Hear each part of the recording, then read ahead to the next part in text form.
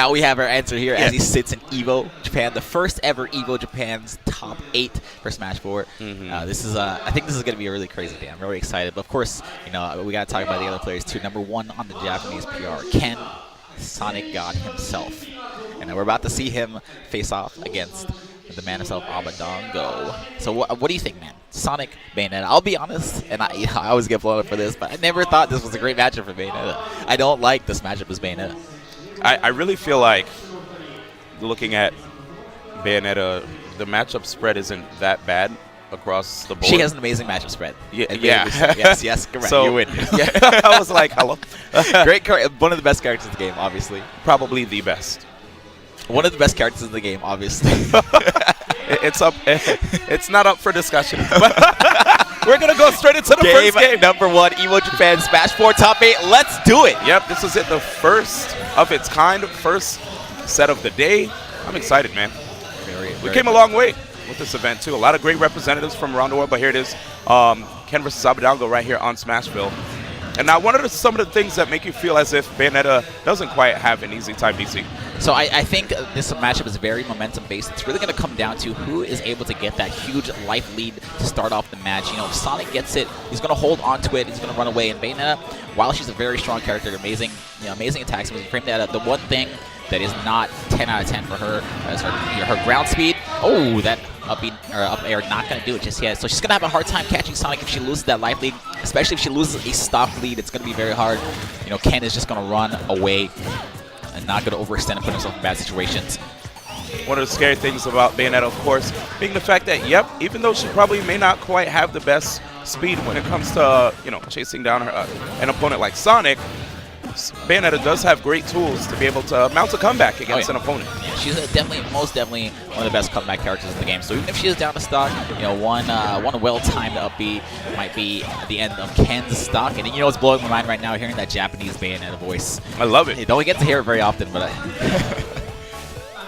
Abadango looking very solid, though. I mean, I'm happy that as time progresses, Bayonetta got cleaner and cleaner. Here it is. That was sick attempt right there by Ken to see if he can possibly set up a situation where there would be a missed tech.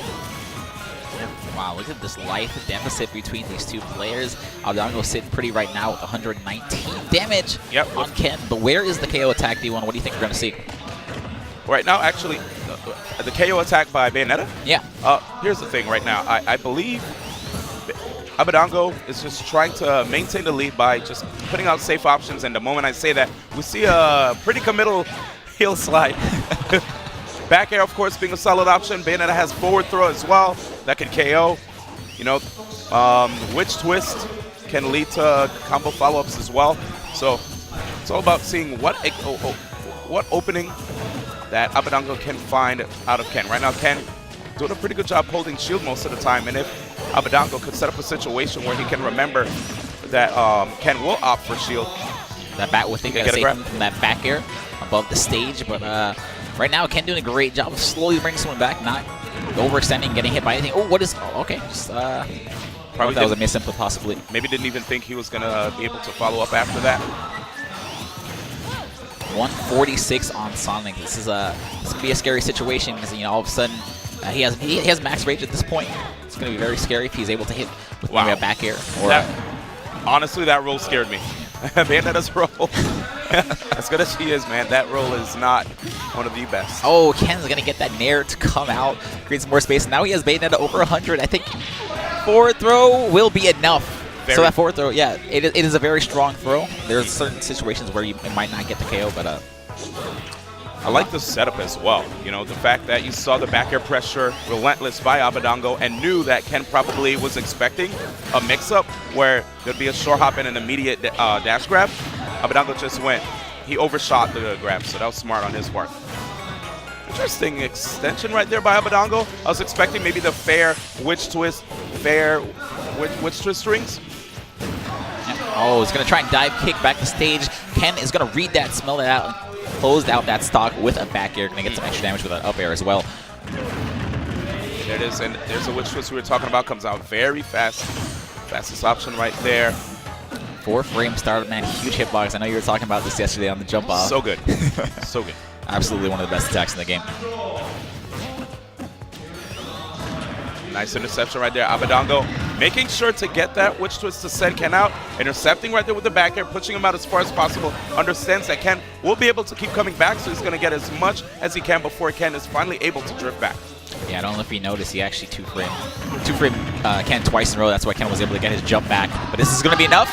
Yes, it is. Abadango will take game number 1 over Ken. Yeah, man. It's always scary when you get caught by that witch twist after burner kick, witch twist after burner kick, up air combo.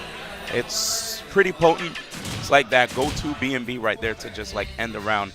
And there it is, Ken, down 1 game. It is the classic, my friend. And of course, you know, I feel really bad. We were talking about how Ken and Choco number 1, number 2 on the Japanese PR, but we got Abadango sitting right here, number 3 on the Japanese PR, and I think he's gunning for that number 1 spot, it seems, you know, as he takes game number 1. A player who's been going through so many different mains in his Smash 4 career, finally putting his chips on Bayonetta here in the top 8 of EVO Japan 2018. You know what the funny thing is, though? He's found success with almost all the characters he's picked up. So, absolutely. That really goes to show how how adaptable he is as a player. That's so true. Like, when he had a Pac-Man, his Pac-Man was actually fire. Yep. His Mewtwo put North America on notice. Yeah, his Meta Knight even blowing up all the Rosalina players in his path. Oh, man. And the poor Peach planes, too. Yeah. So game number 2 is going to be Town and City. This is the counter pick. And Abadango, again, doing a good job of just catching these defensive rolls by Ken. So, of course, this stage is going to have a slightly smaller ceiling. It does transform into Final Destination. At times, I wonder if Ken maybe wanted the Final Destination transformation to have an easier time catching Abadango's landings. I like what we saw there from Abadango. Went for the triple jab, waited to see if Ken would probably try to jump out of there. A lot of Bayonetta mains try to go for the triple jab, wait for the jump escape, and then see if they could chain a combo from there. But Ken instead stayed grounded. So very similar to how the first game started off, a little bit even. I love that. It's really going to come down to whoever is able to get this this first life lead. Of course, ooh, that down air going to whiff, but no punish from Ken. I wonder if Abadango was waiting for a roll there, because it definitely happened after the fact that he activated heel slide. He's like, I know you're going to go for the back roll. Just do it. Hanging back over here. First witch time that we've seen from Abadango this set. Yeah, as something I've definitely noticed about a lot of Bayonetta players, it seems like they're trying to hold on to it for when it really, really matters, when they really need that witch time. And you see Ken with the 116% he wants. The Abadango probably looking for that KO at this point. Abadango finally showing his hand right there with that forward throw attempt. He has to be careful though. Both players right now high percents. Probably wants to sit on this so that he can possibly set up a situation where if he KOs Ken here, he can KO him early on his second stock. Yep. Oh, and really nothing Sonic can do about that situation. Bayonetta and Air almost always going to hit as long as your timing is on point. Sonic's up B, or something, no hitbox. That was actually really scary. Seeing him like just stop right there in front of him, I thought he was going to reinitiate if Ken were to opt for a grab. Hanging out on the platform right here. Okay, smart stuff right there by Ken. Sniping him with that back air right underneath the neutral air. Great timing, great spacing from Ken. Now we got a final stock situation. Of course, all these matches are going to be 2 out of 3 aside from grand finals, so this could possibly be Ken's last stock of the winner's side of this bracket. Right now, Abadango just trying to put out those safe hitboxes like we said before. But Ken waited right there for the pullback on the nair. So smart. Got that grab. Yeah, small correction. Winners finals, losers finals, and grand finals will be 3 out of 5. And there's one thing that DC was talking about, Sonic's dash speed right there. You notice, while he was in full dash, every time Abadango tried to pull back on an air, he caught him. But right there, Abadango unable to actually continue his combo. Very, very scary situation happening. Abadango above Sonic's head, trying to space out those nairs. Maybe a little extra damage from the bullet arts. Yes, right. Those nairs can be quite tough for people to deal with, but Ken has shown us that if he can predict when you're going to jump, he will sneak in that back air. We've seen him do it time and time again, and right there, he's threatening with it with that short hop attempt. Yeah, Ken just waiting out the clock here, waiting for that final destination transformation so Abadango doesn't have those platforms to kind of camp him on. It's a very, very frustrating situation to be in. Finally gets that grab, sneaks in a grab right there. No follow-up. It has Bayonetta off stage, and here comes final destination. And there's one thing that you said that is totally correct, DC, about the fact that Ken will definitely sit on the lead if he gets it. Oh, yeah, man. Right now, we're at like 2 minutes left on the clock, And if Ken were to actually get the lead, which he does a little bit now, but he wants to get more percentage, he will try to attempt to run out the clock. Not saying that that's what he usually goes for. Yeah. Well, listen, having the lead, all you need, man, he's just going to go for safe options here. Not going to overextend, not going to go for dash grabs, anything too crazy. We're going to see a lot of spin dashes coming out from Ken. Whiffs that back air, will get up attacked by Bayonetta.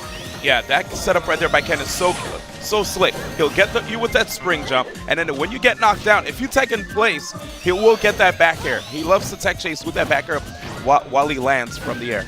That was a regrab, but no punish from Ken. Like I said, he's just going to play it safe. He has a very small life lead. Abadango realizing that too, so he's just trying to get these neutral airs. Oh my god, what a clean forward smash, D1. That was actually an insane attempt by Ken.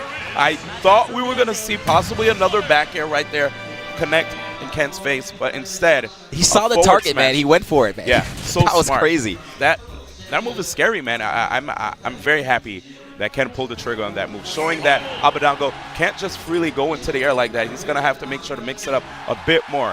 Abadango's defense was looking so tight, but that one small opening, Ken found it and punched his way through, as we see a game number 3 here on Lilat Cruise. Somewhere out there, MVD smiling. Oh, yeah, he's actually here in Japan. ESAM and MVD did come out to this event, along with numerous other NorCal players, but we only have 7 Japanese representatives left with MK Leo. But going back to this, here it is, Game 3 between Abadango and Komori Kiri. I want to see right here what's going to happen. Of course, as far as the guns are concerned, that does help Bayonetta have an easier time dealing with people that want to crouch underneath. He's going to get some little extra damage when the stage tilts. Yes. To make her, instead of her neutral B going at an angle, it's going to go straight and very hard for some characters to deal with. Well, he's going to have to watch out. Of course, using those special moves so much with Bayonetta in the air will lead to him having landing line, giving Ken a lot of free damage. Oh, Ken has the life lead. You see what he's doing, man. Yep. He's like, I don't even need to approach here. Yeah, and it's a very smart strategy to sit on, to rely upon, rather. You tell your opponent that basically I don't have to take any unnecessary risks. You're the one that's losing. Come through, make a mistake so I can punish. Oh, we're gonna run right that down till small extra damage from Abadango. I think he could have gotten a little bit more, but just again hanging on the right side of the stage. Abadango making sure to get all that damage through those guns. But Ken, I mean, Sonic's damage output is so good. Oh yeah, and you can just see the difference in play. Once Ken loses that life lead, you see a lot more spin dashes coming out, and but Abadango, Bayonetta staying true to form. One witch twist will lead to the end of his stock. That combo is so solid, man. And I remember back then when I saw those Vine combos from all the Japanese players, yeah. They were like, hey, check this out. Witch twist after burn a kick, witch twist after burn a kick up air. Everybody's like, I don't know if that's true. It was on a computer. And then look at the tournament scene now, dude. In the defense, though, a lot of times when you see those, those combos on Twitter and Vine, those are on CPUs that don't necessarily rest work. Rest in peace, Vine, man. Yeah, rest in peace, Vine, for sure. In the case, Ken on what could possibly be his final stock of the winner's side. Abadango doing a great job of not oversetting, just getting some free damage here. Okay, Ken hanging back again. 43% with all this rage that Abadango has. It's actually in a pretty good position to take out Ken quite early. Whoa, I like the interception. And there's the jump that I was telling you about, DC. But Ken jumped back as opposed to straight up. Love Bad that. Spot here. Crouching right underneath the aggressive back air from Ken, and here it is, neutral air. Oh, going for the down air. I was thinking of the same exact thing right there. Man. I was like, honestly, if he gets that down air spike, he's going to be in such a good position. Ken right there showing no fear. Spring jump with his back to the opponent, getting the back air to push Abadango away from the edge. Yeah, that's the second time we saw him come back to stage with an aggressive option. The first time he got punished. The second time, though, hitting his mark.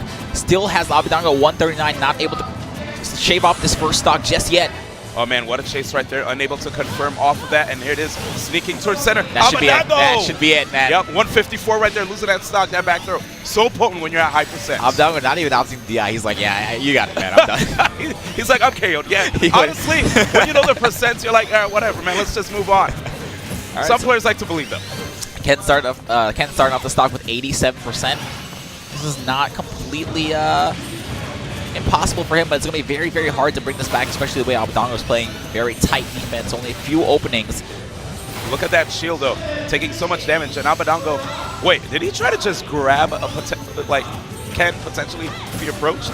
Nuts. In any event, smart stuff by Abadango, hanging back right here, tilt not working out in his favor, he had to push forward towards center. And can tell he really wants this, man. Being super high. This is playing a lot like Salem, very similar to Salem's play. So across the stage, that back air will do it, though. Clean back air to close out game number 3. Abadango will take it 2-1 over the best Japanese player, Ken. That was an actually really accurate back air. Like, wow. D1, I really want to say that was a great stage counter pick for Abadango. Yes, you it can was. see how much damage Ken ended up taking just from those neutral Bs that were completely horizontal to the stage. Not really much. You either shield or you get hit in the face by those bullets, man. It's really not much you can do when the stage is tilting. So very, very unfortunate.